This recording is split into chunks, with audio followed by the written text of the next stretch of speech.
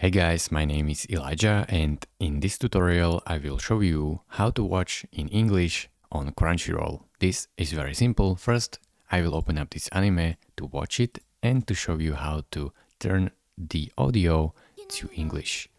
So first, click on this gear icon and this will open up this menu.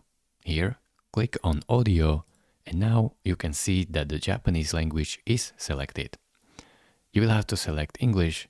So just click on it, it will reload the video and apply English language to it. So now when I open the gear icon, as you can see, the English is selected. Just make sure you will not click on this English AD because this is English with audio description and you don't want that if you are just normal. Thank you very much for watching. If this video was helpful to you, consider subscribing and liking this video and I will see you in the next tutorial. Bye bye.